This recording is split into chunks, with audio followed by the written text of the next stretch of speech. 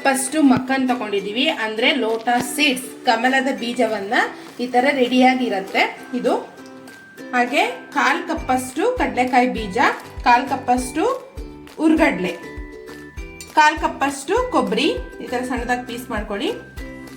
ಒಂದು 12 ಬಾದಾಮ್, ಒಂದು 1/4 ಕಪ್ಪಷ್ಟು ದ್ರಾಕ್ಷಿ, 1/4 ಕಪ್ಪಷ್ಟು, ಹಾಗೆ ಒಂದೇ ಒಂದು ಕಡ್ಡಿ ಕರಿಬೇವಿನ ಸೊಪ್ಪು, ಗರಂ ಮಸಾಲ, ರುಚಿಗೆ ತಕ್ಕಷ್ಟು ಉಪ್ಪು. ಇದಕ್ಕೆಲ್ಲ ಮೇನ್ ಆಗಿ ಬೇಕಾಗಿರೋದು ತುಪ್ಪ. ಸೊ ಬನ್ನಿ ಮಾಡೋದು ಹೇಗೆ ನೋಡೋಣ. ಒಂದು ಪಾತ್ರೆಗೆ ಒಂದೊಂದು ಸ್ವಲ್ಪ ತುಪ್ಪ ಹಾಕಿ ಇವನ್ನೆಲ್ಲ ಹುರ್ಕೋಬೇಕಾಗತ್ತೆ. ಸೊ ಮೊದಲಿಗೆ ಸ್ವಲ್ಪ ತುಪ್ಪ ಹಾಕಿದ್ದೀನಿ, ತುಪ್ಪ ಕರಗಿದೆ. ಇವಾಗ ಹುರ್ಗಡ್ಲೆ ಹಾಗೆ ಕಡಲೆಕಾಯಿ ಬೀಜ ಎರಡನ್ನೂ ಸ್ವಲ್ಪ ಕೆಂಪಾಗೋ ಥರ ಹುರ್ಕೊಬಿಡೋಣ. ಕಡಲೆಕಾಯಿ ಬೀಜ ಎಲ್ಲ ಬಾಯಿ ಬಿಡ್ತಾ ಇದೆ.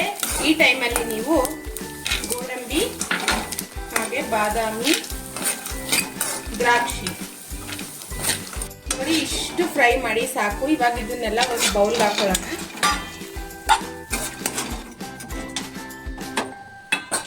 ಅದೇ ಬಾಣಲಿಗೆ ಕೊಬ್ಬರಿ ಹಾಗೆ ಕರಿಬೇವಿನ ಸೊಪ್ಪು. ಇದಕ್ಕೇನು ತುಪ್ಪ ಹಾಕೋ ಅವಶ್ಯಕತೆ ಇಲ್ಲ, ಕೊಬ್ಬರಿಲೇ ಸ್ವಲ್ಪ ಎಣ್ಣೆ ಬಿಟ್ಕೊಳತ್ತೆ. ಸೊ ಇಷ್ಟು ಸಾಕು. ಇದನ್ನ ಅದೇ ಬೌಲ್ಗೆ ಹಾಕೊಳ್ಳಿ.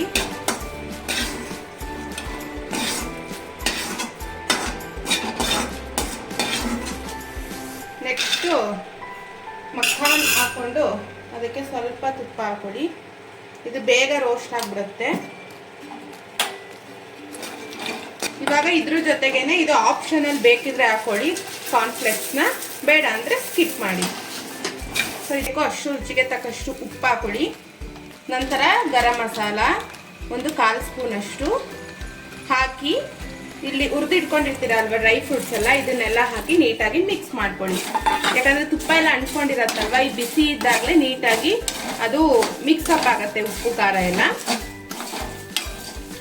ಸ್ಟವ್ನ ಸಿಮ್ಮಲ್ಲಿ ಇಟ್ಕೊಳ್ಳಿ, ಆಫ್ ಮಾಡಬೇಡಿ. ಮಿಕ್ಸ್ ಮಾಡಿ 1-2 ಸೆಕೆಂಡ್ ಈ ಥರ ಮಿಕ್ಸ್ ಮಾಡಿದ್ರೆ ರೆಡಿ ಆಗುತ್ತೆ. ಇವಾಗ ಆಫ್ ಮಾಡಿಕೊಂಡು ಸರ್ವ್ ಮಾಡ್ಕೊಳ್ಳಿ. ಸೊ ನೋಡಿದ್ರಲ್ವಾ, ಹಾಗಿದ್ರೆ ಮಕ್ಕಾನ್ ಮಸಾಲೆನ ಸುಲಭವಾಗಿ ಹೆಲ್ತಿಯಾಗಿ ಡ್ರೈ ಫ್ರೂಟ್ಸ್ ಹಾಕಿ ಮಕ್ಳುಗಳಿಗೆ ಇಷ್ಟವಾಗುವಂತಹ ಒಂದು ರೆಸಿಪಿನ ಯಾವ ರೀತಿ ಮಾಡಬಹುದು ಅಂತ